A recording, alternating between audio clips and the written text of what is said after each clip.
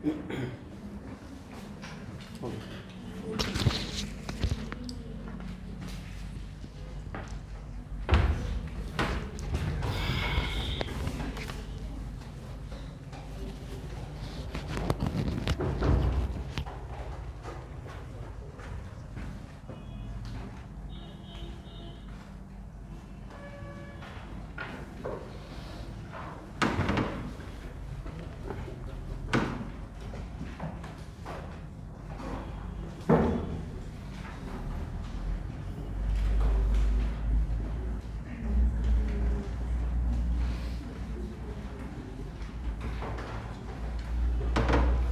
पढ़ रहे थे पिछले क्लास में? लास्ट में क्या पढ़े थे? ग्राफ।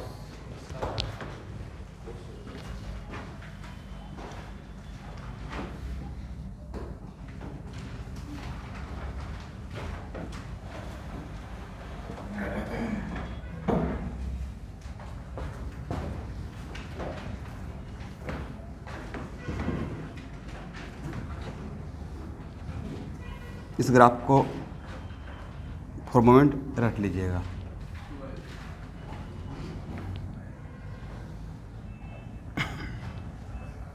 ऐसे ही ग्राफ एक कंटिन्यूअस पहले ए फिर बाद में ए फिर बाद में ए चलते रहेगा। यहाँ पे 0 है, यहाँ पे कितना है π/2 और यहाँ पे क्या रहेगा पाई रहेगा। और हम लोग के लिए ज़्यादा इम्पोर्टेंट क्या रहेगा 0 से 180। 0 से 180 क्यों इम्पोर्टेंट रहेगा? क्योंकि 0 से 180 के बीच में ही स्लोप होता है। स्लोप में एंगल का वेरिएशन मैक्सिमम कहाँ मिनिमम कहाँ क्या रहता है 0 और मैक्सिमम 180। तो 0 से 90 के बीच में tan थीटा का वैल्यू पॉजिटिव रहेगा और 90 से 180 के बीच में tan थीटा का value negative. This is the वजह कि मेरा जो क्लास स्टार्ट करेंगे मैथमेटिकल टूल का, तो उसमें देखिए फर्स्ट या सेकेंड लेक्चर में ही मैं इसको डील करते रहूँगा कि how can we decide the sign of slope. अगर एंगल एक्यूट रहेगा तो हम लोग स्लोप पॉजिटिव बोलते रहेंगे, एंगल ऑब्ट्यूज रहेगा तो स्लोप निगेटिव बोलते रहेंगे।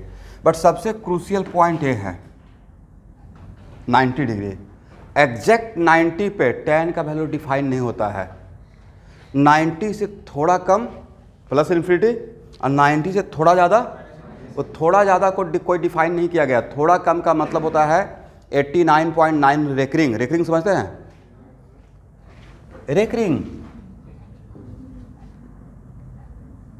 जो क्या पढ़ते हैं, इसका मतलब 89.9999 जाते रहिए, तो ऑलमोस्ट 90 को टच करें लेकिन 90 पे नहीं है, 90 से थोड़ा कम है, राइट। तो वहाँ पे ऐसा अगर एंगल मिलेगा तो क्या बोलेंगे प्लस इन्फिनिटी। स्लोप क्या बोलेंगे एग्जैक्ट 90 पे बहुत बड़ा डिसकंटिन्यूटी होता है, माइनस इन्फिनिटी से प्लस में, इसलिए 90 पे हम लोग डिफाइन नहीं करेंगे।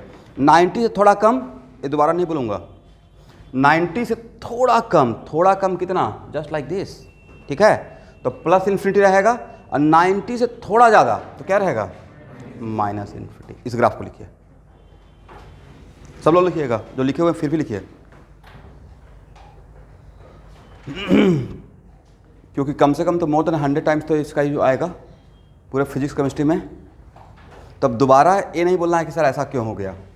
जहाँ भी मुझे फील होगा कि 90 तो है लेकिन 90 से थोड़ा कम है तो मैं स्लोप प्लस इन्फिनिटी बोल दूंगा, और जहाँ भी फील होगा कि 90 तो है लेकिन 90 से थोड़ा ज़्यादा है तो माइनस इन्फिनिटी बोलूँगा। इसके बाद करेक्ट हो गया। This whole mathematics class totally dedicated to medical aspirants, क्योंकि बहुत जगह मैथ आने वाला है।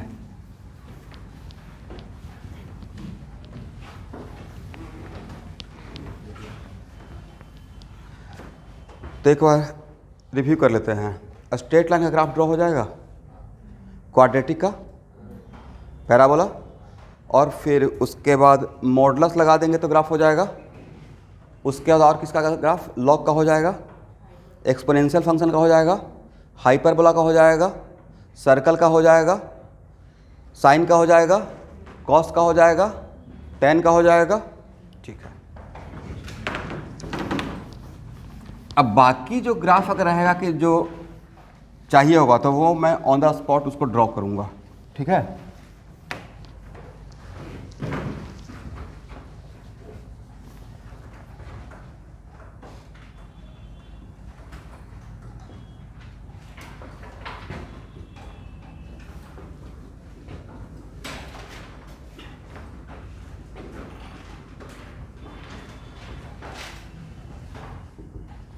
आप जानते हैं फिर भी साइन 0 का वैल्यू कितना होता है, बोलते रहिएगा। साइन 30 का वैल्यू हाफ, साइन 45 1/√2, सब लोग लिखिएगा। साइन 60 √3/2। उसके बाद sine 90 1, cos 0 1, cos 30 √3/2, cos 45 1/√2, cos 60 half और कॉस 90 0, tan 0 बोलिए अब, साइन बाई कॉस ना 0, tan 30 यहाँ से हेल्प लीजिए, साइन 30 बाई कॉस 30 कितना, tan 45 1, tan 60 √3, tan 90 undefined. Exact तो बोल नहीं सकते हैं। अब देखिए स्टूडेंट, बट अनडिफाइंड में अगर 90 से थोड़ा कम रहेगा, अब इसमें दो पार्ट, अगर ऐसे मैं बोल दूंगा tan 90 माइनस, इसका मतलब 90 माइनस का मतलब होता है माइनस तो कर रहे हैं बट इतना छोटा वैल्यू माइनस कर रहे हैं कि ऑलमोस्ट नेग्लिजिबल है, बट थोड़ा माइनस कुछ किए हैं, तो इसका वैल्यू क्या बोलते हैं, प्लस इन्फिनिटी। और अगर आज के बाद कभी भी मैं ऐसे बोल दिया 90 प्लस, बट कुछ जोड़े नहीं है, बट जोड़ना चाह रहे हैं लेकिन वो बहुत छोटा वैल्यू है, लाइक 0.000001, करेक्ट। तो इसको एक्चुअली लिमिट के टर्म, एक लिमिट होता है चैप्टर, इसमें इसको बोलते हैं लेफ्ट हैंड लिमिट। क्या बोलते हैं, मतलब लेफ्ट साइड से 90 पहुंचना, इसको बोलते हैं राइट हैंड लिमिट, मतलब राइट साइड से 90 पे आना, ठीक है।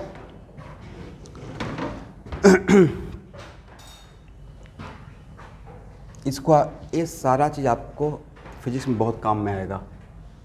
अच्छा स्टूडेंट, साइन 90 माइनस थीटा क्या होता है, कॉस थीटा, और साइन 90 प्लस थीटा क्या होता है, लिखिएगा साइन 180 माइनस थीटा क्या होता है, साइन थीटा होता है। इसको रट लेना है, मतलब इसको रटना है, बहुत काम का चीज़ है, ठीक है, याद रहेगा। और साइन 180 प्लस थीटा क्या रहता है, माइनस साइन थीटा। और साइन 360 माइनस थीटा क्या होता है, माइनस, और साइन 360 प्लस थीटा क्या होता है, साइन थीटा।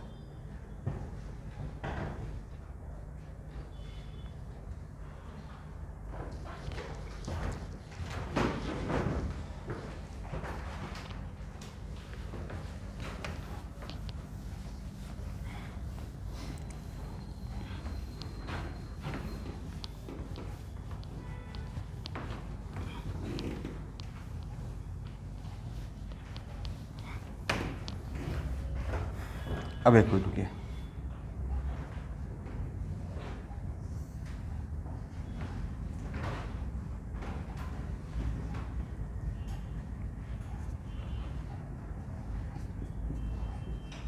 एक कौन सा quadrant,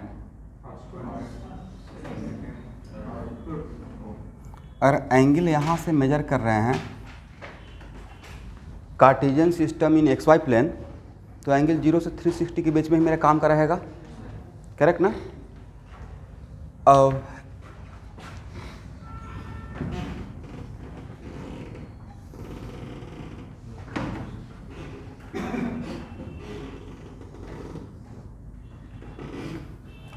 this is the graph of sine, this is the graph of what, sine.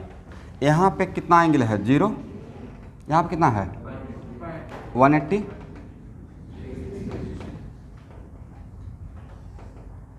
यहाँ पे कितना और यहाँ पे कितना। ओके स्टूडेंट, अगर इसको इसके साथ कोरिलेट करें तो नहीं लगता कि फर्स्ट क्वाड्रेंट का एंगल रहेगा 0 से 90, एग्री, और एक इसका रहेगा सेकेंड का, एक इसका रहेगा, एक इसका रहेगा। ओके, इसका मतलब है कि आज के बाद अगर एंगल फर्स्ट और सेकेंड क्वाड्रेंट का रहेगा, किसका, तो साइन का साइन पॉजिटिव रहेगा, है ना। दिस इज द वजह, ये साहब आपको वेक्टर का जब रिवीजन करेंगे ना तो वहाँ पे कंपोनेंट में यूज में आएगा। यहाँ जो देख रहे हैं वो कंपोनेंट के यूज में आ जाएगा, तो वहाँ पे आपको बहुत हेल्प हो जाएगा। इसका मतलब है कि देखिए, जैसे ही मैंने बोला कि साइन 180 माइनस थीटा, कितना 180 माइनस थीटा का मतलब आप किस क्वाड्रेंट में है, सेकंड, किस क्वाड्रेंट में, तो सेकंड क्वाड्रेंट में साइन क्या था, पॉजिटिव ना, इसलिए मैंने यहाँ पे प्लस साइन थीटा लिखा। क्या लिखा, थीटा को सपोज कर रहे हैं, जो थीटा है उसको सपोज कर रहे हैं कि कोई छोटा एंगल है, लाइक 30 डिग्री 40 डिग्री ऐसा मान लीजिएगा। और जैसे ही साइन 360 माइनस थीटा की है, साइन 180 प्लस थीटा, तो 180 प्लस थीटा मतलब 180 में कुछ जोड़ रहे हैं, तो किस क्वाड्रेंट में चले गए, थर्ड, तो साइन क्या रहेगा। इसको मैंने यहाँ पे क्या लिख दिया है, मतलब याद करने का एक तरीका, छोटा सा ट्रिक। सबसे पहली चीज़ है कि देखिए, हम लोग 9th क्लास 10th क्लास में ये मुझे मिला था। अब कभी कोई सिबलिंग रहेंगे जो CBSE बोर्ड के हैं तो उनको 10th क्लास का एडवांस मैथ फॉलो करने के लिए बोलिएगा। 11th में पूरा लाइफ आपका नाम लेते रहेंगे, बिकॉज ये सब तो आपको एडवांस मैथ में मिल जाता है 10th क्लास में, अगर सेवा बोर्ड का हैं तो। बट फिर भी अगर CBSE का हैं, टाइम बहुत रहता है, 9th 10th का कोई बड़ा सिलेबस नहीं है, एक तो साइंस का बुक रहता ही है, और 10th तक आते आते बच्चे के पास बहुत पोटेंशियल होता है।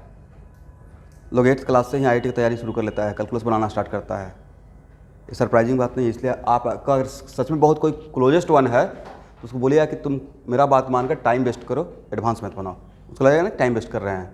बट 11th में जाते ही उसका बहुत बवाल का मतलब फाउंडेशन बन जाएगा। तो यहाँ देखिए 180 प्लस थीटा का मतलब मैंने थर्ड क्वाड्रेंट में है, तो थर्ड क्वाड्रेंट साइन क्या था, ये फार्मूला रटने का एक ट्रिक, करेक्ट। इसको मैं वहाँ से और यहाँ से कोलेट कर रहा हूँ। 360 माइनस थीटा मतलब किस क्वाड्रेंट में है, फोर्थ क्वाड्रेंट में। फोर्थ क्वाड्रेंट में भी क्या है, negative minus sine theta. 360 plus theta मतलब वापस फर्स्ट क्वाड्रेंट चलेगा, तो मैंने क्या दिया प्लस। तो वो इसको भी देखिए, उसको भी देखिए और इसको लिखिए, एक साथ एक लाइन में कर लीजिए ताकि आपको याद रहे, ठीक है।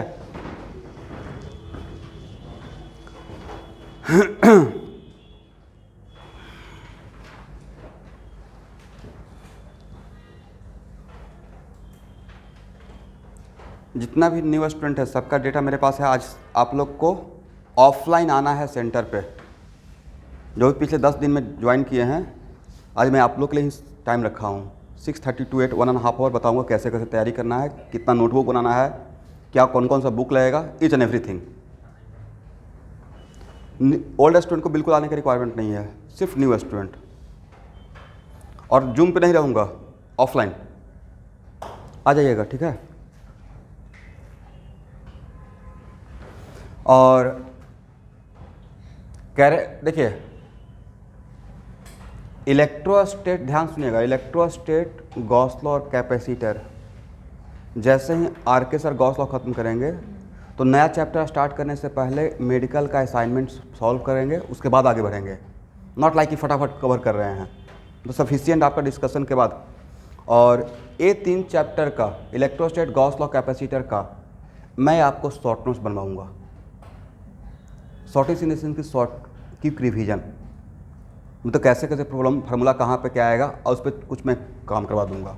और करंट इलेक्ट्रिसिटी मैं दोबारा पढ़ा दूंगा आप लोग के बैच को, जैसे कंसंट्रेशन बोला था ना, क्योंकि जस्ट बैच स्टार्ट हुआ था, करंट में आपको इन करवा दिया, ठीक है। बट वहाँ पे एक्चुअली हुआ क्या है ना कि मतलब आपको मैथमेटिक्स में प्रॉब्लम है, अब प्लस अचानक इतना सारा लोड पड़ गया, तो आप हो सकता है कि वो चैप्टर थोड़ा वीक रह गया हो, थोड़ा और रिवीजन का रिक्वायरमेंट हो। तो मैं इनको कल बोला भी हूँ कि मैं दोबारा लास्ट में उसको ले लूँगा, ठीक है।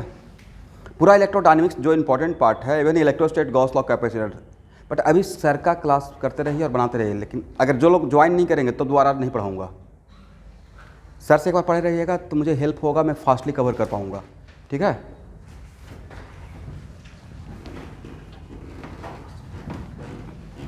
लेकिन भाई 12th क्लास के बच्चों के लिए भी तो करंट इलेक्ट्रिसिटी फर्स्ट टाइम ही था, आप तो उनसे आगे हैं। 12th क्लास के बच्चे जब अटैक करते हैं प्रॉब्लम पे तो वो तो आपका जूनियर है ना, बोलिए। तो आपको तो उनके साथ एकदम कंधे से कंधे मिला के चलना चाहिए।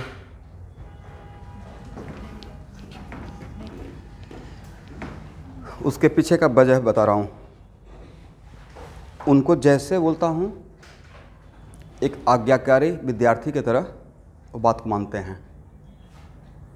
उनको magnetic field due to current, EMI AC, magnet already R K sir पढ़ा दिए। अब मैं स्टार्ट करूँगा मैग्नेटिक फील्ड। एक बार पढ़ चुके हैं तो एक बार एटलीस्ट कुछ नहीं समझे, टर्म तो समझ गए मैग्नेटिक फील्ड क्या होता है। अब जब दोबारा मैं स्टार्ट करूँगा तो उनको एकदम 100% मेरी बातें समझ में आएगा।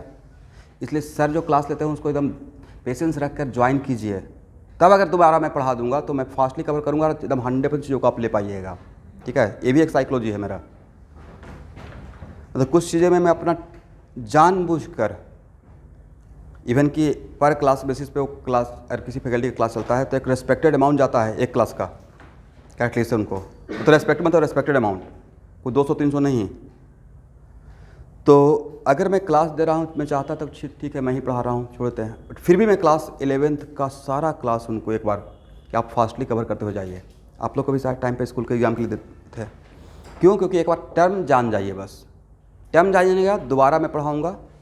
जैसे 11th क्लास में न्यूटन्स लॉ ऑफ मोशन, बर्फ में सब कुछ पढ़ा चुके हैं स्कूल के एग्जाम के लिए, बट मैं अब Newton's law of motion start करने वाला हूँ। अब जब मैं बोलूँगा तो मुझे ये नहीं बताने का रिक्वायरमेंट रहेगा कि टेंशन का मतलब क्या होता है। टेंशन उनके दिमाग में रहेगा, टर्म में याद दिमाग में रहेगा, कोई चीज़ पहले से सुने रहेंगे तब कोई पढ़ाएगा तो 100% चीज़ों को आप ले पाइएगा, ठीक है। अपना सम टाइम इसे एक्सेप्ट करना सीखिए। यहाँ देखिए ये हो जाएगा ना,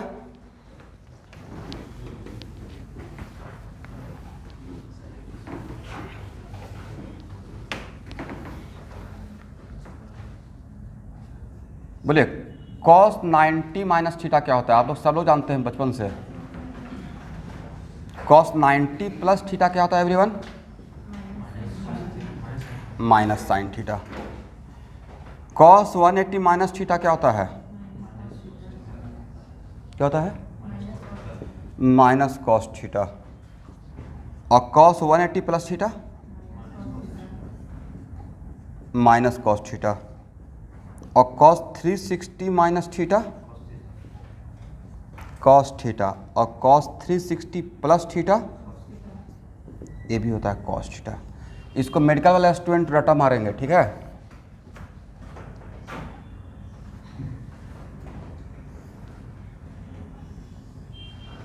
देखिए this the graph of cos, agree? यहाँ पे कितना 0, 90 डिग्री, 360 आई कितना 270। बोले तो कहाँ के बीच में cos का साइन पॉजिटिव है? This the graph of cos, right. यहाँ पे पॉजिटिव है और यहाँ पे क्या है? पॉजिटिव है।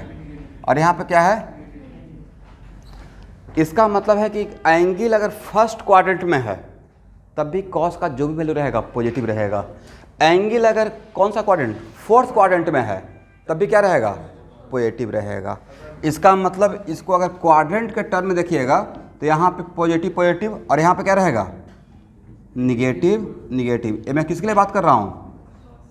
cos थीटा के लिए, करेक्ट। इसमें पॉजिटिव रहेगा, इसमें तो 360 180 माइनस थीटा मतलब कौन सा क्वाड्रेंट? 180 से थोड़ा कम, सेकेंड क्वाड्रेंट। और सेकेंड क्वाड्रेंट में क्या है? निगेटिव है, इसलिए यहाँ पे minus cos theta. Third quadrant में निगेटिव ना, 180 प्लस थीटा, थोड़ा ऐड कर दिए तो कौन सा क्वाड्रेंट में आ गए? Third quadrant, minus cos theta. 360 minus theta fourth quadrant में, 360 प्लस थीटा वापस किस में आ गए? फर्स्ट क्वाड्रेंट में, दैट्स वाई प्लस का साइन, ठीक है। मतलब एक ट्रिक दे रहा हूँ, लास्टली तो इसको रटिए बट इसको यहाँ से कोरिलेट भी कर सकते हैं। तीनों ग्राफ एक साथ रखिए, लिखिए, ए भी लिखिए, ए भी लिखिए और ए भी लिखिए। अच्छा, साइन और कॉस का अगर वैल्यू पता चल जाएगा तो क्या tan का निकाल लेंगे फार्मूला? हो जाएगा ना?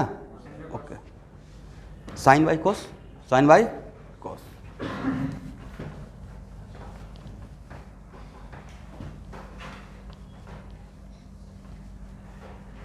लेकिन फिर भी एक बार लिख लेते हैं, रटने में तो कोई हर्ज है नहीं। tan 90 माइनस थीटा क्या होता है स्टूडेंट? cot थीटा ना। tan 90 प्लस थीटा क्या होता है? देखिए तो माइनस cot थीटा लिख सकते हैं। एंड tan 180 माइनस थीटा क्या होता है? माइनस tan थीटा होना चाहिए। एग्री? और tan 180 इसको रटिएगा, क्योंकि बच्चे के साथ प्रॉब्लम ये होता है ना कि जब फिजिक्स के पीछे भागते रहते हैं, पहले मैथमेटिक्स के पीछे भागिए। क्या लिखे हैं? tan theta. समझ में आ गया क्यों? साइन बाई कॉस करके देख लीजिएगा। tan 360 माइनस थीटा क्या होता है? माइनस tan थीटा होना चाहिए। और tan 360 प्लस थीटा क्या होता है? tan थीटा होता है। अब कभी भी अगर बीच क्लास में मुझे इसका रिक्वायरमेंट होगा तो सबको बिल्कुल यहाँ पे रहना चाहिए फार्मूला। ऐसा नहीं सोच रहे हैं, ठीक है? इसको हटाएं।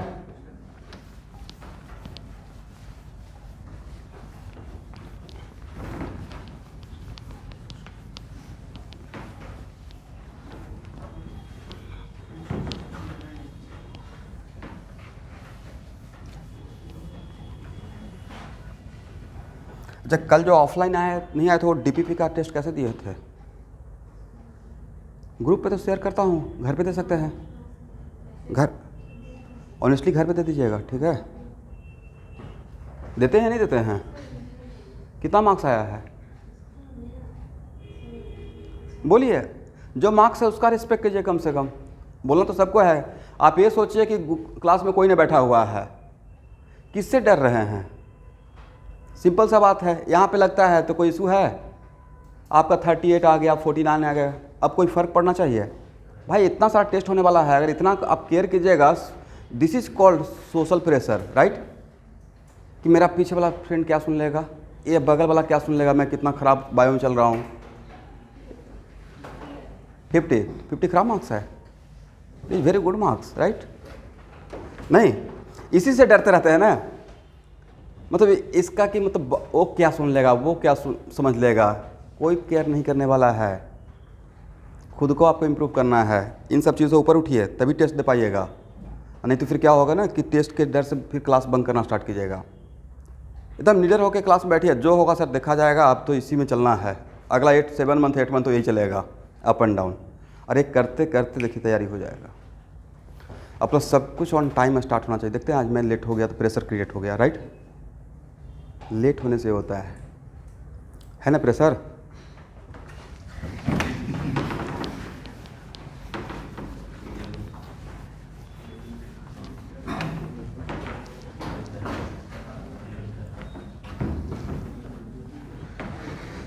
अभी 10th का बोर्ड नहीं हुआ है ना इस बार, मार्च में होगा। अभी एक दिसंबर में एक मार्च में। आप यकीन करेंगे कि 11th क्लास के लिए कुछ पेरेंट्स आके एडमिशन इनरोल करके चले गए हैं। सोचिए कितना एडवांस है। 11th क्लास तो आने में अभी कम से कम 5 महीना है अब से। इसका मतलब पता कर रहे हैं बच्चे को एकदम एक 1 डे भी वेस्ट नहीं हो। ऐसा नहीं कि 10th दिए उसके बाद चलेगा घूमने के लिए, 2 महीना के बाद आ रहे हैं। 2 महीना बहुत बड़ा टाइम होता है, राइट? 1 मंथ कितना बड़ा टाइम होता है। जो लेट से ज्वाइन किया उनको समझ में आ रहा है कितना मैं पढ़ा दिया, है ना?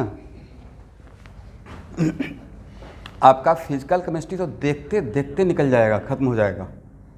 एक चैप्टर सीपी का थ्योरी तो खत्म हो गया, करेक्ट? उसका प्रॉब्लम प्रैक्टिस करेंगे। इधर मोल कॉन्सेप्ट खत्म हो गया, बहुत बड़ा चैप्टर धीरे धीरे खत्म हो रहा है ना, कॉन्सेंट्रेशन। उसके बाद गैसियस से स्टार्ट करूँगा, बहुत इंपॉर्टेंट है। थर्मोकेमिस्ट्री, थर्मोडाइनमिक्स, फिर केमिकल काइनेटिक्स। तो 10 चैप्टर ही तो है। बिल्कुल अप्रैल मार्च लास्ट तक फिजिकल केमिस्ट्री सारा वाइंड अप हो जाएगा। 10 चैप्टर। ऑर्गेनिक में टाइम लगेगा, ठीक है? ओके, इसी बात पे बताइए तो साइन ए प्लस बी क्या होता है? Sine A cos B plus cos ए, सबको रटा हुआ है। वेरी गुड, यहाँ तक समझ में आ गया। और a इक्वल टू बी हो जाए तो इसमें a इक्वल टू बी कर दीजिए, कितना हो जाएगा? तो यही तो हो गया, यहाँ से ही तो निकल गया। a plus A sine 2a sine A cos A, cos A तो क्या लिख सकते हैं? 2 साइन ए कॉस ए, ठीक है ना। अब यहाँ देखिए, मान लेते हैं स्टूडेंट कि मैं अगर पूछ दिया साइन ए इक्वल टू, कभी जल्दीबाजी में मैं साइन a/2 कॉस a/2 लिख दिया, तो गलत है या सही है? सर कैसे? 2 कैंसिल नहीं होगा भाई सर। यस, आधा एंगल ऐसे तो लिख सकते हैं ना। इसको a/2 को थीटा मान लेंगे, क्या मान लेंगे? इस फार्मूला पे बैठ जाएगा। साइन 2a इक्वल टू दीजिए 2 साइन ए कॉस ए, तो साइन ए इक्वल टू क्या लिखेंगे? मतलब क्या लिखेंगे के लिए अगर मैंने ऐसे लिख दिया तो उसको एटलीस्ट आप एक्सेप्ट तो कर पाएंगे। 2 साइन a/2 कॉस a/2, जहां पे समथिंग लाइक दिस, करेक्ट। तो अभी भी तो ये बैठ गया साइन 2 थीटा के फार्मूला पे, हो पाएगा ना? ओके, लिख लीजिए, बाद में भूल जाइएगा। इसके हेल्प से ये कर लिए और इसके हेल्प से इसको हम लोग देख लिए, करेक्ट। चलिए student, sine a minus B क्या होता है? Sine A cos B minus cos A sine B, ठीक है ना। मतलब मैं रटने के लिए बोल रहा हूँ, पूछ नहीं रहा हूँ ये रटिए, ऐसा ही है।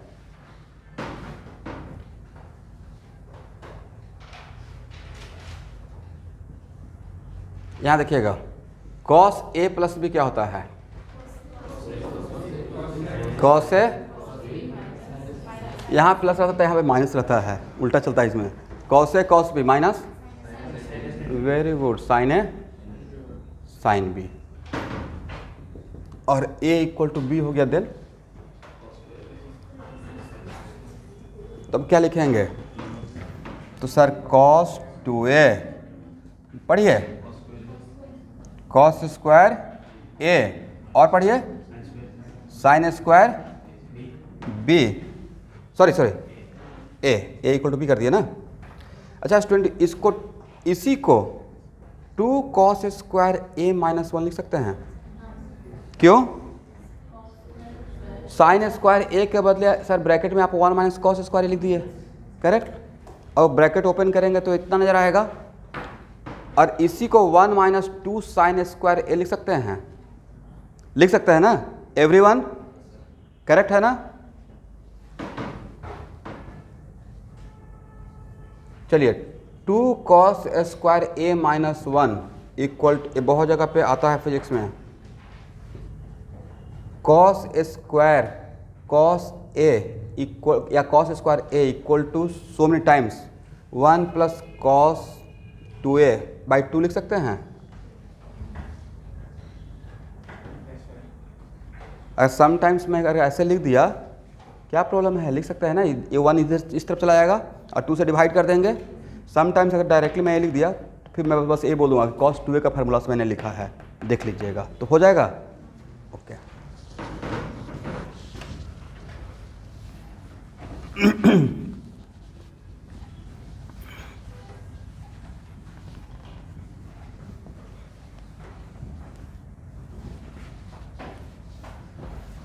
Okay student, cos A minus B क्या होता है?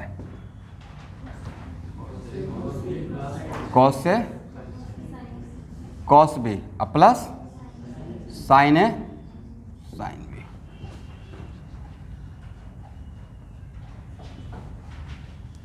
टेन ए प्लस बी क्या होता है?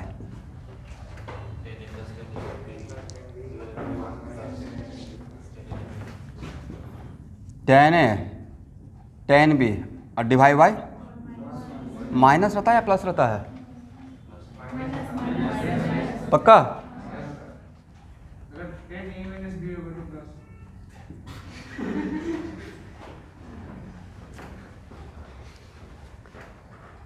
ओके, माइनस ही रहेगा। बोले क्यों? मैं इसको ऐसे देख रहा हूँ, sine A plus B divide by cos A plus B. Sine A plus B वहाँ से ही तो आया होगा, sine A plus B divide by cos A plus B, वहाँ से डिराइव कर लिया। ठीक है, और डिराइव करने के बाद फिर क्या किया होगा? कॉस ए कॉस बी से डिवाइड किया होगा ऊपर नीचे, कॉस ए कॉस बी से डिवाइड करने के बाद ये बन गया है। ठीक है, ओके स्टूडेंट। और अगर a इक्वल टू बी हो गया देन तो tan 2a इक्वल टू क्या लिखिएगा? 2 tan a और डिवाइड बाई tan स्क्वायर। तो देखिए, मुझे ट्रिगोनोमेट्री में इतना फार्मूला से मेरा काम चल जाएगा। बाकी जिनको बहुत इंटरेस्ट है मैथ के लिए वो आर डी शर्मा या जो भी है फॉलो करेंगे ट्रिगोनोमेट्री का, बट मेरा काम इतना से चल जाएगा।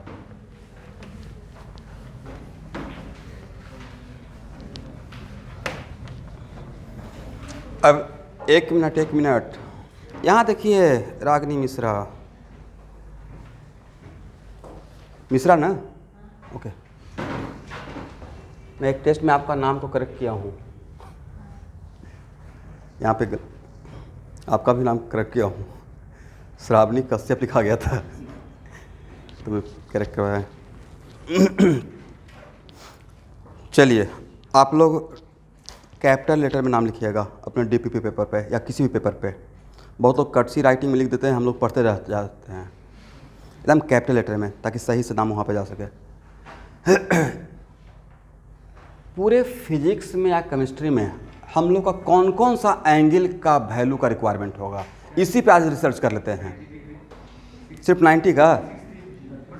देखिए भाई, मुझे किसका रिक्वायरमेंट होगा? 0 डिग्री का।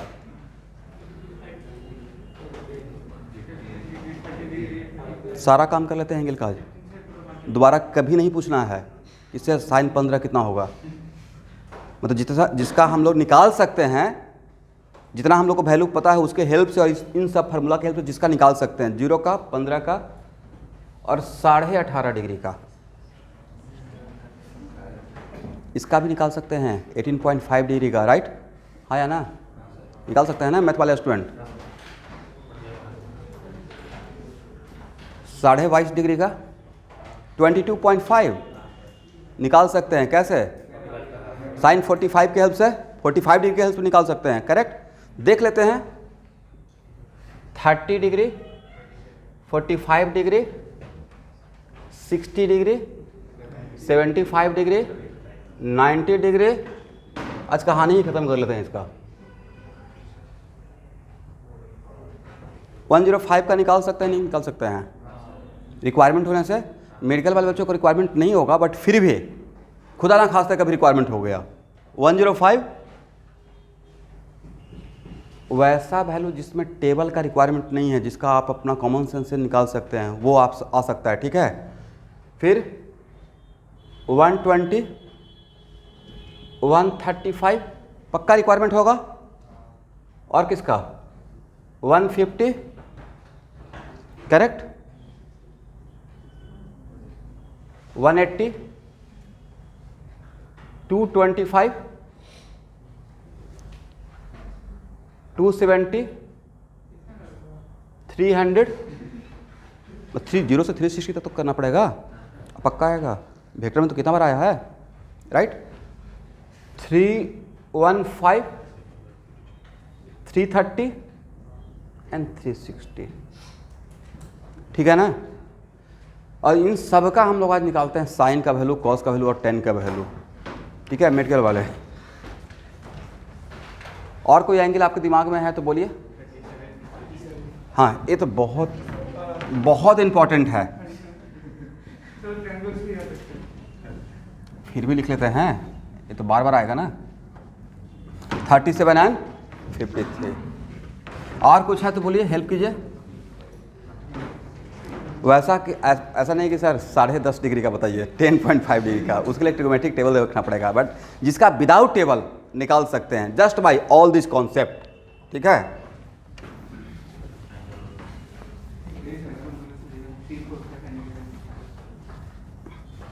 इतना ही याद रखिए ना, काम चल जाएगा। हम लोग इतने अच्छे लोग हैं, या तो कोई काम नहीं करते, नहीं तो करते हैं तो फिर उस पर डॉक्टरी कर लेते हैं। इसलिए इतना से काम चल जाएगा आई थिंक, खासकर मेडिकल में तो पक्का चल जाएगा। ये बताइए साइन 0 क्या होता है? 0। Very good. अब साइन 15 डिग्री का वैल्यू निकालना है और आपके पास सारा कौन सा फार्मूला वगैरह है। साइन 15 को आप ऐसे लिख सकते हैं 45 माइनस 30, करेक्ट। मैं सिर्फ हिंट देकर छोड़ दूंगा।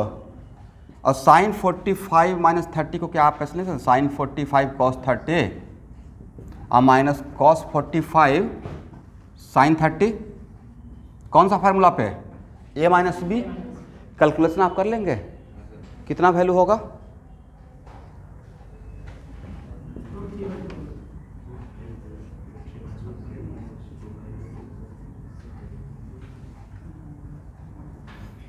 देखिए तो मैंने सही लिखा, √3 - 1 डिवाइड बाई 2√2, यही तो था, करेक्ट। अब इसका वैल्यू चाहिए स्टूडेंट 22.5 का, कैसे निकालिएगा?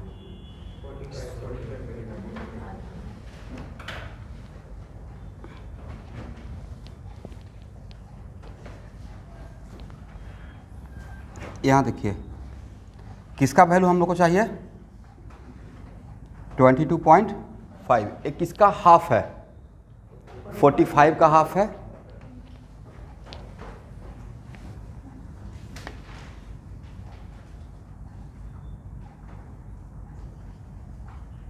तो इसको साइन 45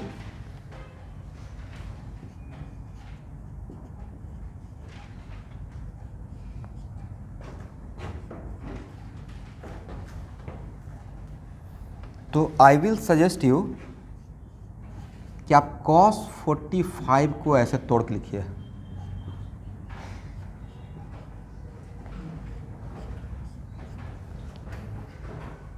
क्या इसको ऐसे लिख सकते हैं? हाँ या ना बोलिए। कैसे? सर cos 2 × 45 cos 2 × 22.5, तो कौन सा फार्मूला हो गया? cos 2a। क्या हो गया? cos 2a। और cos 2a इक्वल टू एक फार्मूला भी तो था, cos square a minus sine square a था, और एक फार्मूला था, करेक्ट ना। और आपको इसका वैल्यू तो पता है, तो क्या 2 sine square 22.5 equal to 1 minus cos 45 लिख सकते हैं? बोलिए हाँ, हो जाएगा ना। तो sine 22.5 equal to 1 minus cos 45 divided by 2 का रूट ओवर प्लस माइनस लिख सकते हैं। यहाँ देखिए, यहाँ देखिए, ऐसे लिख सकते हैं sine plus minus, but minus हटा देंगे। बोलिए क्यों? 0 से 180 के बीच में कोई भी थीटा रहेगा उसमें साइन का वैल्यू पॉजिटिव था ग्राफ में, राइट।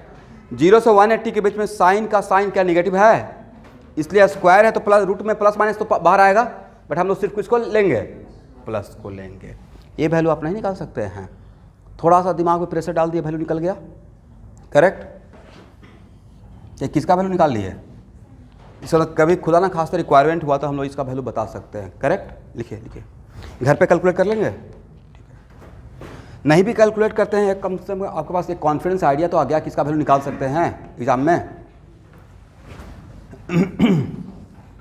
चलिए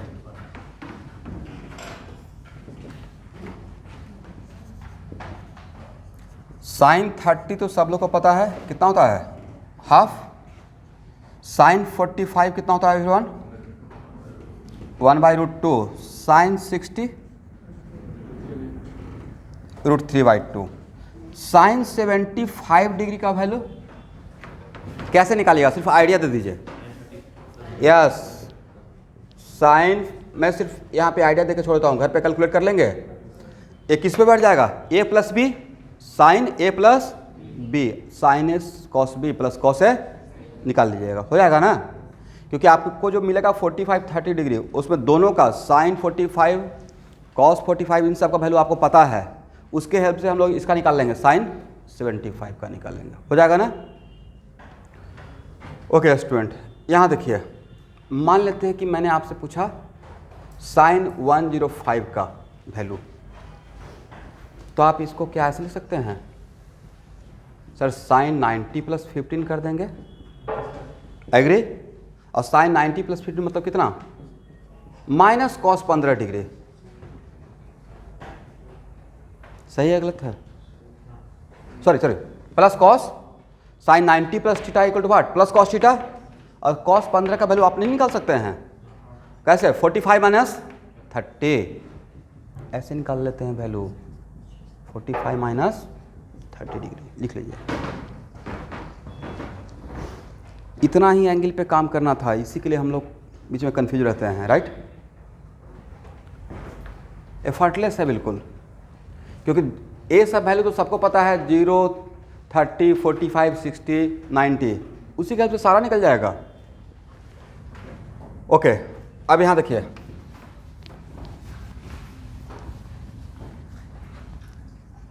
sin 120 का वैल्यू आप नहीं बता सकते हैं, कैसे सर, इसके लिए या तो आप ऐसे कर दीजिए,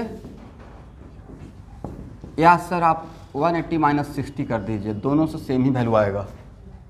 आपके पास दो फार्मूला है, 90 + 30 तब भी 120, 180 - 60 तब भी डिफरेंट वैल्यू आएगा या डिटो सेम वैल्यू आएगा, सेम वैल्यू आएगा, करेक्ट। ये हो गया 120 निकालने का तरीका, वैल्यू तो निकाल लेंगे ना, ऐसे वैल्यू होगा कितना, √3/2 होना चाहिए, कितना होना चाहिए, √3/2।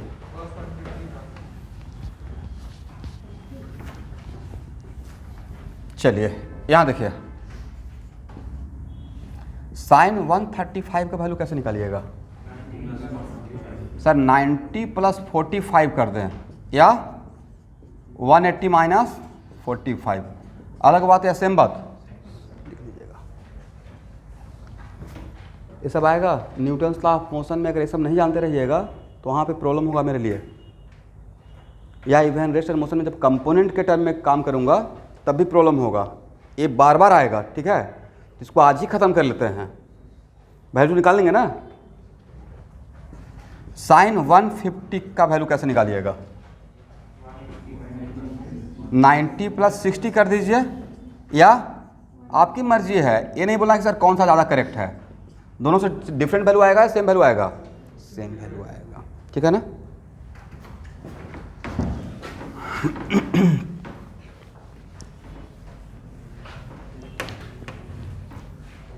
अच्छा स्टूडेंट,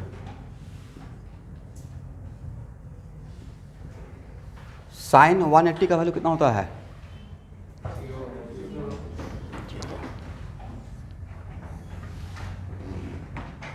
एक इंटरेस्टिंग कोरिलेशन,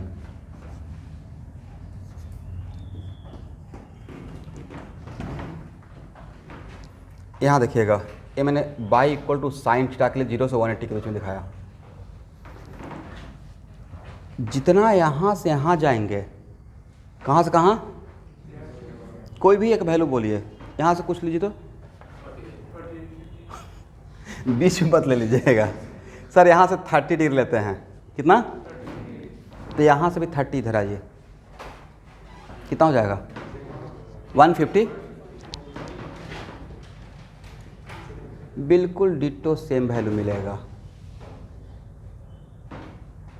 करेक्ट, हाँ या ना। तो this the advantage of graph, इसका ग्राफ सिमेट्रिकल है 90 के अबाउट, किसके अबाउट, इसका मतलब यहाँ से जितना इधर जाएंगे उतना ही 180 से इधर जाइए, वैल्यू सेम ही मिलना है।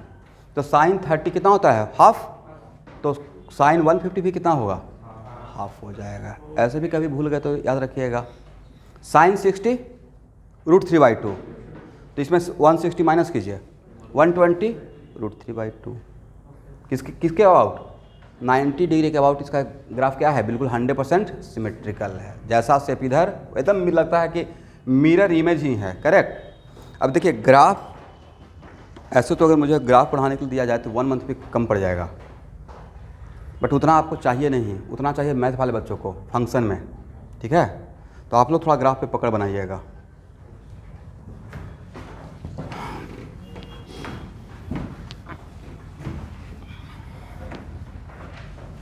यहाँ देखिए साइन 225 का वैल्यू कैसे निकालेंगे, कुछ आइडिया दीजिए। साइन 225 के लिए साइन 180 प्लस 45, और कोई फार्मूला? चलिए इतना ही काफ़ी है। और साइन 180 प्लस 45 कितना होता है,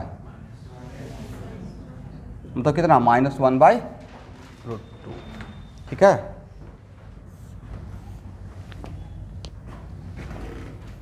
उसके बाद साइन 270, मान लेते हैं आप भूल गए, सपोज कीजिए, ये तो याद रहेगा कि सर 180 प्लस 90 और sine 180 plus theta minus sine theta, तो माइनस साइन 90 और साइन 90 का वैल्यू तो पक्का आपको याद रहेगा 1, तो कितना वैल्यू, -1।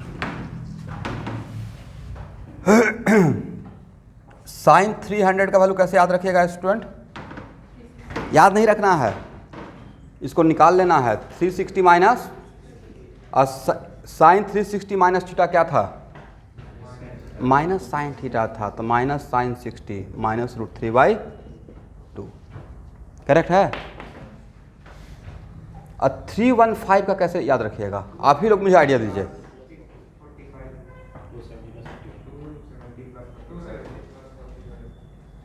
साइन इतना करने से अच्छा है ना, इसमें 45 माइनस कर देंगे, राइट, ये भी तो है आसान। कितना, माइनस साइन 45 -1/√2।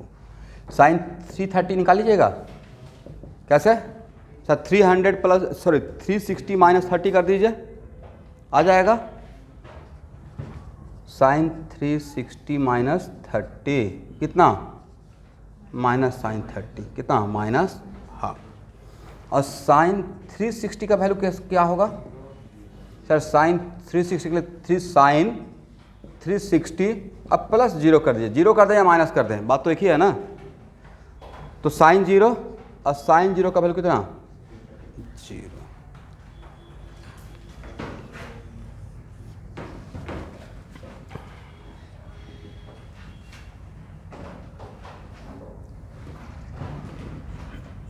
इन सारे एंगल का कॉस का वैल्यू निकालना है। साइन का मैंने निकाल के बता दिया, क्या आप कॉस का निकाल पाएंगे, सारे वैल्यू का, जितना भी यहाँ पे बोर्ड पे लिखा हुआ है, करेक्ट। अच्छा 18.5 का कैसे निकालते हैं, थोड़ा आप लोग के लिए डिफिकल्ट है, आप बताइए कैसे निकलिएगा।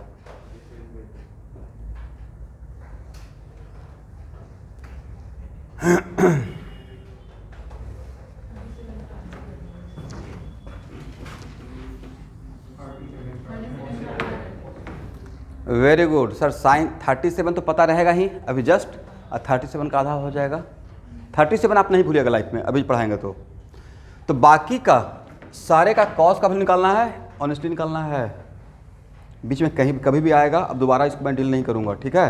अच्छा प्रॉपर मैंने इस पर टाइम दिया है, हो जाएगा ना एवरीवन, चलिए। और इसी तरीके से हेल्प लेकर निकाल लेना है, ठीक है, अब से हो पाएगा, राइट, नहीं अब तो एकदम कॉन्फिडेंटली हो जाएगा।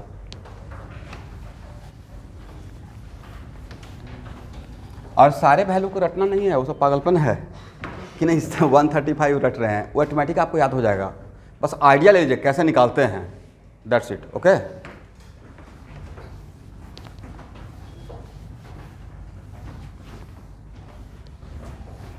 देखिए स्टूडेंट, ये बहुत खास ट्रायंगल है, प्लीज इस ट्रायंगल को याद रखिएगा, 3 4 5, ठीक है।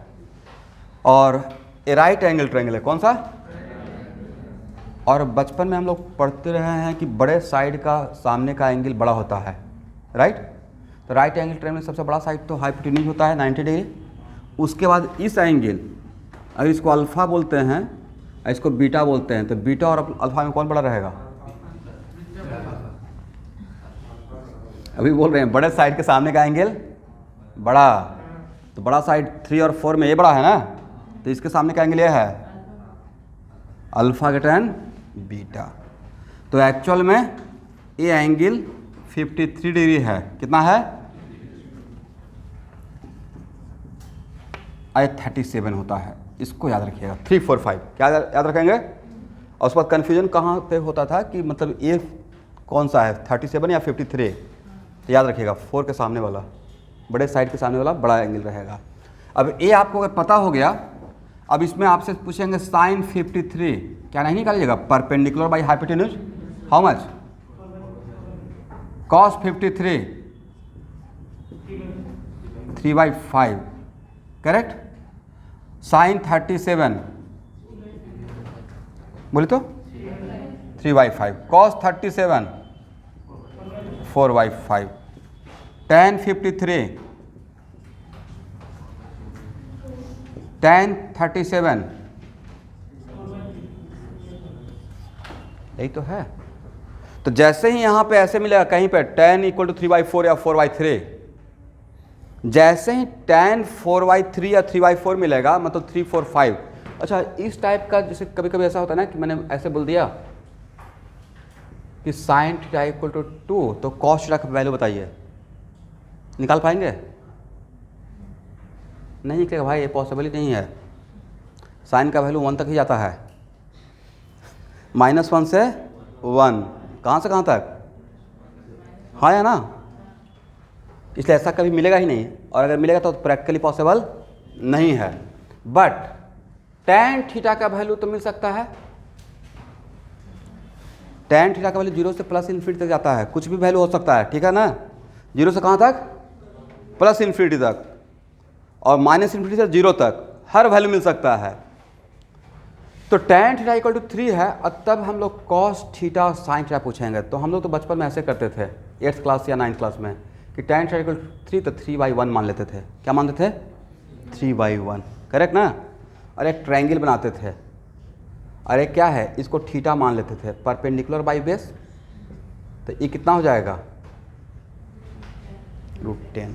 तब यहाँ से साइन थीटा निकल, मैं देखिए मैं ऐसे ही करता था 9th क्लास में। तो साइन थीटा = व्हाट 3/√10। आप लोग भी कर पाएंगे 1/, इतना आसान है।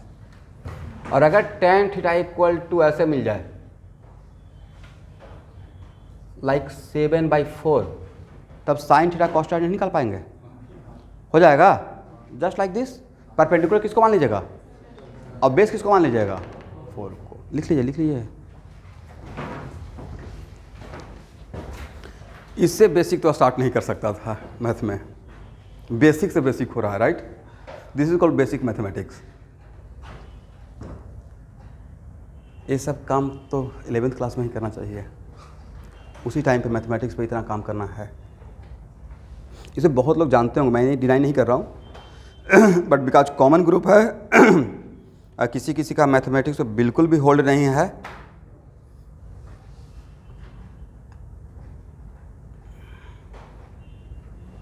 हो जाएगा ना। इसका मतलब साइन, अब मैं ट्रिगोमेट्री में एंगल को लेकर निश्चिंत रहें, सारा एंगल आप बता सकते हैं।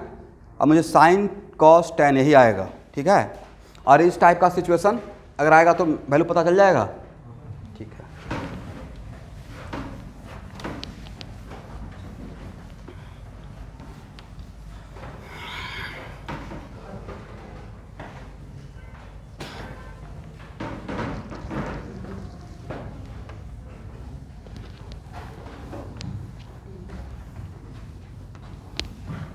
आप लोग को एक PDF शेयर किया हूँ, खास करके मेडिकल के बच्चे उस PDF के थ्रू जाएंगे, ठीक है। और उसमें जहाँ जितना भी इलस्ट्रेशन है और जो भी प्रॉब्लम है छोटा छोटा मैथ का, उसको बनाना है, बनाया हुआ प्रॉब्लम को ही बनाना है। मैथ वाले स्टूडेंट छोड़ सकते हैं, वो आप उससे बहुत ज़्यादा जान देंगे, बट आप लोग को चाहिए होगा। अब लिखिए मैक्सिमा एंड मिनिमा।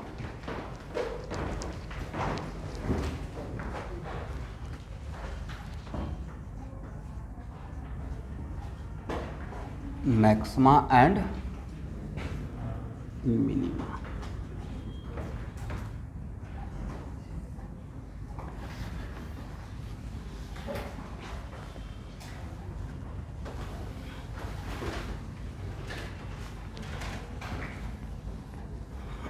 इसको समझना पड़ेगा। मान लेते एक टर्म मैं यूज कर रहा हूँ कि जू रोड तिनियाली में इस लोकेशन में सबसे रिचेस्ट पर्सन कौन। मेरे तरफ मत देखिएगा, मैं काउंटेबल भी नहीं हूँ, दूर दूर तक नहीं, हम लोग टीचर हैं। कोई तो एक होंगे सबसे रिचेस्ट पर्सन। तो एक क्या हो गया, तो एक मेरा सेंटेंस है कि जू रोड तिनियाली में सबसे रिचेस्ट पर्सन कौन है, और दूसरा रहेगा पूरा वर्ल्ड का रिचेस्ट पर्सन कौन है। तभी वर्ल्ड में कौन है, माइक्रोसॉफ्ट है या कोई और है?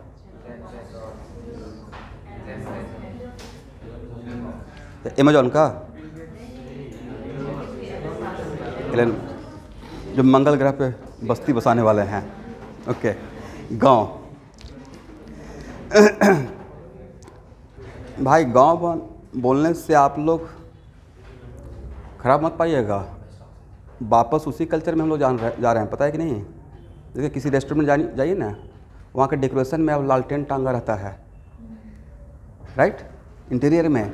मतलब हम लोग अपने पुराने चीज़ों को याद कर रहे हैं और अच्छा फील होता है, करेक्ट।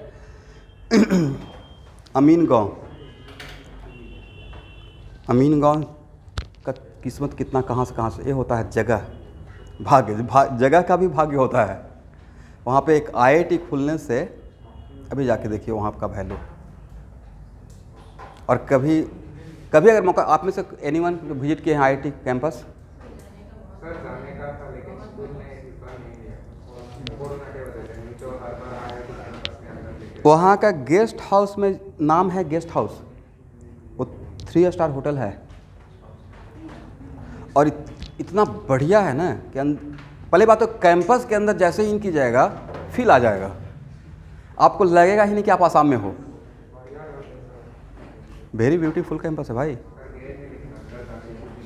उसका पूरा कैंपस का बनने का बजट मोर देन 10,000 करोड़ है, मोर देन 1 करोड़।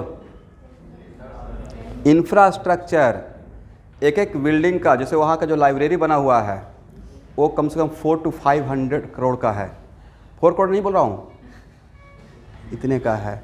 तो लाइब्रेरी के अंदर जाइएगा तो समझ में आ जाएगा क्या लाइब्रेरी है। जो वहाँ पे जिसमें सेमिनार वगैरह होता है या जिसमें कोई भी इवेंट का, या सपोज कीजिए कि मंथ में या 15 दिन पे जो वहाँ पे मूवी दिखाया जाता है, तो वहाँ का साउंड सिस्टम देखिएगा तो दिमाग हिल जाएगा। तो वो IIT है, राइट। इतना बड़ा कैंपस है। हॉस्टल भी देखिएगा, अंदर घूम के आइएगा तो लगेगा कि कहाँ आ गए, दिमाग ही घूम जाएगा। हॉस्टल देख के अंदर में डर लग जाएगा। अभी तो सारे कैंपस, अभी तो पता नहीं, आई डोंट, लेकिन पहले जब तक हम लोग थे तो उस टाइम पे कंस्ट्रक्शन चल रहा था। बट मोस्ट लाइकली ये पूरे IIT में सबसे ब्यूटीफुल कैंपस है। उसके पीछे वजह है कि पूरे चारों तरफ पहाड़ के बीच में बसाया गया है और 750 एकड़ में है, 650 एकड़ में। बहुत ब्यूटीफुल कैंपस है। यहाँ तो क्लाउडी मौसम का फील नहीं आता है ना, क्योंकि हम लोग सिटी में रहते हैं। वहाँ कभी क्लाउडी मौसम होगा और हॉस्टल से देखिएगा अजीब सा लगता है। तो सच, मैं तो 4 साल बहुत इन्जॉय किया, चाहे जो भी था। बट एक्चुअल में मुझे इतना मन लग गया था, यू कांट बिलीव, कि 2 मंथ या 3 मंथ वैकेशन होता है, समर वैकेशन। और उस समर वैकेशन में ऐसे तो हालांकि उन सारे अपॉर्चुनिटी को देखिए, बहुत सारी चीज़ होता है ना कि आप थोड़ा सा कॉन्फिडेंस नहीं है तो उतना स्मार्ट नहीं रह पाइएगा, या आपके अंदर वो शायद करेज नहीं रहेगा, वेरी फ्रेंकली। हालांकि जहाँ पे मैं अभी हूँ उससे भी मैं बहुत खुश हूँ। बट 2nd ईयर से ही 3rd ईयर से ही वहाँ पे बच्चे इंटर्नशिप के लिए जर्मनी, फ्रांस जाना स्टार्ट करते हैं, US इंटर्नशिप, कोई प्रोजेक्ट लेकर। और इंटर्नशिप में क्या होता है कि प्रोजेक्ट कीजिए, साथ में घूम लीजिए। और जिनको इंटर्नशिप बाहर मिलता है बड़े बड़े यूनिवर्सिटी में, तो स्कॉलरशिप इतना मिलता है कि घूमने के बाद भी आपसे पैसा बच जाएगा, खुद के पैसा से नहीं जाना होता है। ये होता है वहाँ का, तो बहुत बड़ा चीज़ है ना। आप उसका रिकमेंडेशन इतना स्ट्रॉन्ग है वहाँ के। अगर कोई प्रोफेसर आपको रिकमेंड कर दिया किसी के कहीं पे, एक बार अगर रिकमेंडेशन मिल गया, लाइफ बन जाएगा। तो बहुत बड़ा कैंपस है।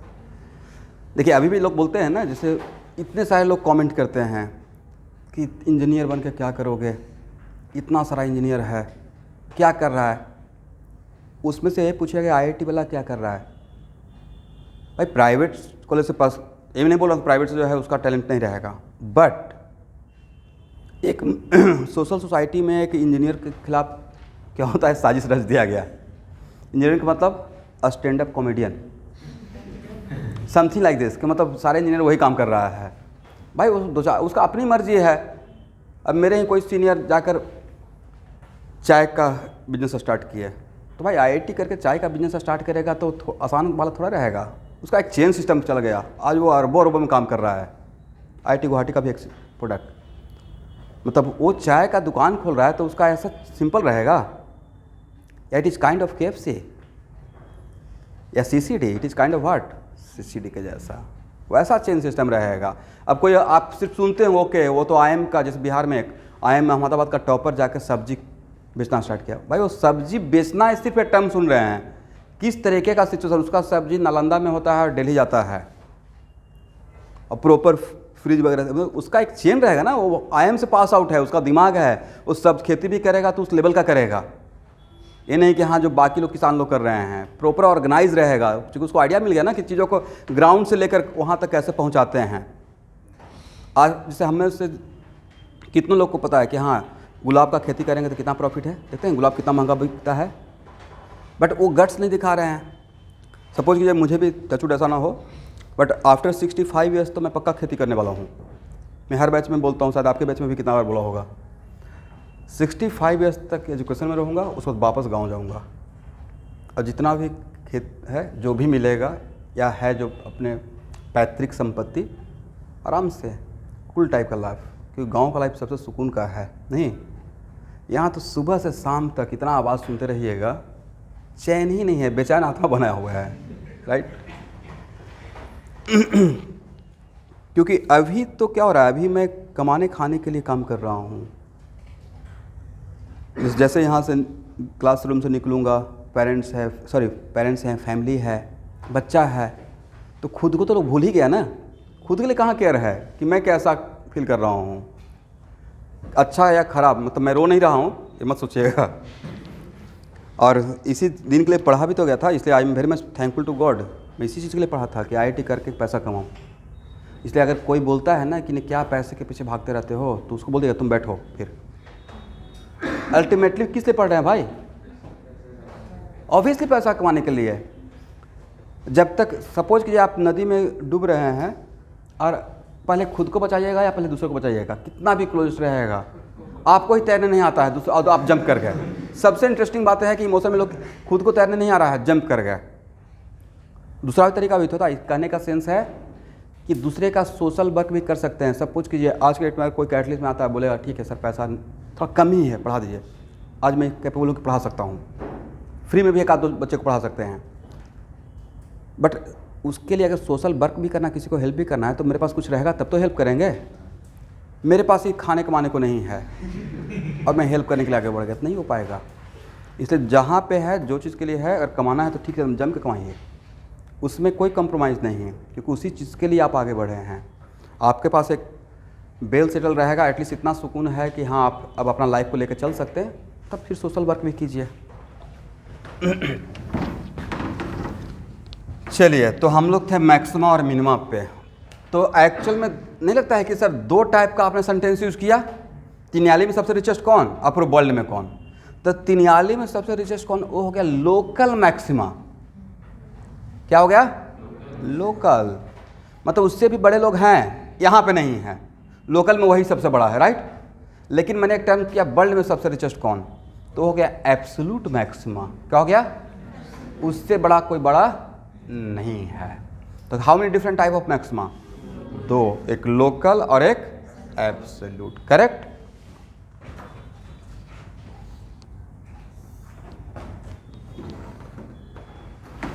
दोबारा नहीं पढ़ाएंगे मैक्सिमा मिनिमा?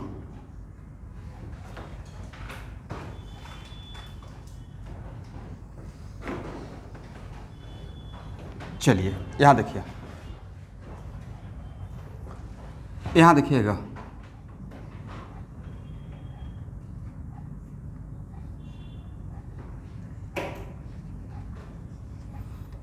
ए से सी के बीच में, it is very important to note that A से सी के बीच में बाई का सबसे बड़ा वैल्यू कहाँ मिलेगा?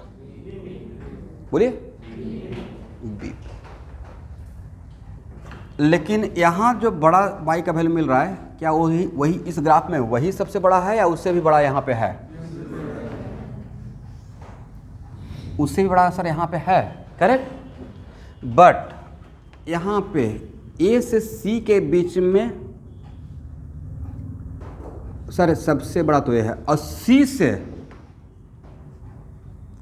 D के बीच में या C से E के बीच में अगर ये D है तो C से D के बीच में, C से E के बीच में सबसे छोटा वैल्यू कहाँ पे रहेगा? यहाँ पे रहेगा। सर इससे छोटा पॉसिबल नहीं है। और E से F के बीच में या E से G के बीच में सर F,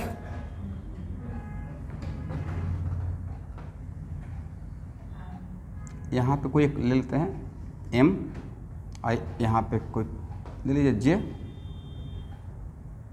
ठीक है, इतना काफ़ी है समझने के लिए। तो स्टूडेंट जहाँ भी आपको लगता है और ये सब एक से ज़्यादा मैक्सिमा और एक से ज़्यादा मिनिमा है, तो वहाँ पे हम लोग टर्म यूज़ करते हैं लोकल मैक्सिमा एंड। बेटा आप लोकल और एब्सोल्यूट के चक्कर में मत फंसिए, मेडिकल वाले बच्चे हैं, ये मैं थोड़ा सा टर्म यूज़ कर लिया मैथमेटिक्स वाले बच्चों के लिए। आप सिर्फ ये जानिए कि मैक्सिमा कहाँ कहाँ पे है।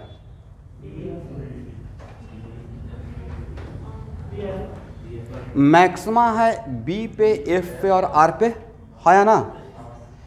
क्योंकि तो सर इसका मतलब ये हुआ कि मैक्सिमा ऑलवेज कौन, इस टाइप के ग्राफ को क्या बोलते हैं? बोले कॉनकेव डाउन। क्या बोलते हैं? और इस टाइप के ग्राफ को क्या बोलते हैं? Concave up. ऐसे क्या बोलते हैं? मैक्सिमा ऑलवेज कॉनकेव डाउन के वर्टेक्स पे होता है। कहाँ पे होगा? कॉनकेव डाउन के वर्टेक्स। और मिनिमा कहाँ रहेगा? कॉनकेव अप के, करेक्ट। और देखते हैं मैक्सिमा के बाद मिनिमा आता है, मैक्सिमा के बाद अगेन विदाउट अटेंडिंग मिनिमा, क्या फिर से मैक्सिमा आएगा? मैक्सिमा के बाद अगर एक से ज़्यादा मैक्सिमा है, कितना? अगर एक से ज़्यादा मैक्सिमा है तो क्या ऑलवेज मैक्सिमा से डायरेक्ट मैक्सिमा पे जाएंगे या पहले मिनिमा को होते हुए मैक्सिमा? मिनिमा को होते हुए मैक्सिमा, करेक्ट। इसका मतलब है, लास्ट में लिखा देंगे, नेक्स्ट क्लास पूरा इसी पे चलेगा, ठीक है।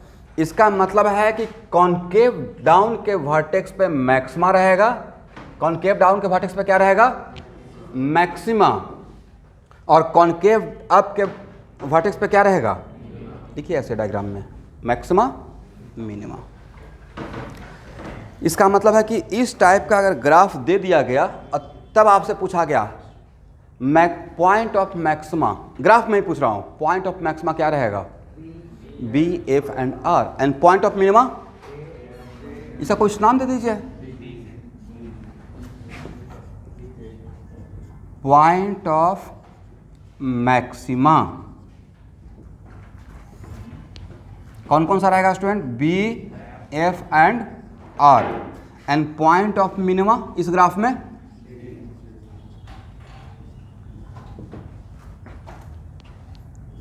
डी एंड जे।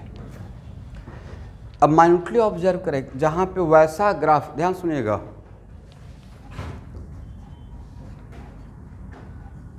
इसको पढ़िए तो, यस, एक होता है इस टाइप का ग्राफ,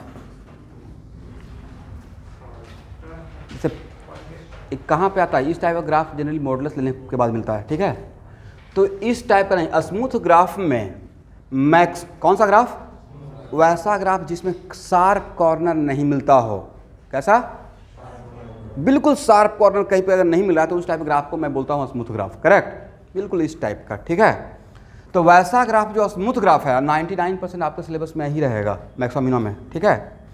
तो वैसा ग्राफ जिसमें बिल्कुल स्मूथ ग्राफ है, तो मैक्सिमा और मिनिमा कहाँ पे एग्जिस्ट करता है? जहाँ पे स्लोप जीरो है। देखिए यहाँ पे मैंने क्या बोला, in case of a smooth graph, वैसा फंक्शन जिसका ग्राफ कैसा है? जस्ट लाइक साइन का, कॉस का, y equal to x square का, राइट, क्वाड्रेटिक का या एक्सपोनेंशियल, जिसका भी है।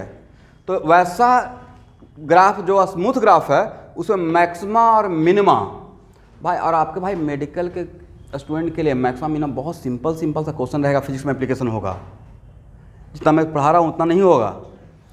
और ऐसा नहीं रहेगा कि एक ही बार 3 मैक्सिमा आपको मिल जाएगा। हार्डली आपके क्वेश्चन में आएगा, हार्डली 2 मैक्सिमम तो 2 मैक्सिमा। ये भी मैंने ज़्यादा बोल दिया, क्योंकि 2 मैक्सिमा के लिए एक मिनिमा होना पड़ेगा। ध्यान से बातों को समझिए। कोई y equal to fx function रहेगा, correct, y equal to what, और मैं बोलूँगा find out the point of maxima और मिनिमा। क्या मैं बोलूँगा?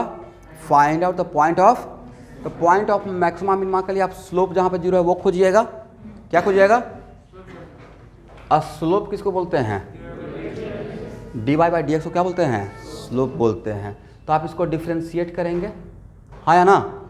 डिफ्रेंशिएट करने के बाद एफ डैश एक्स, डिफ्रेंशिएशन तो जानते ही हैं, और डिफ्रेंशिएट करके क्या करेंगे? 0।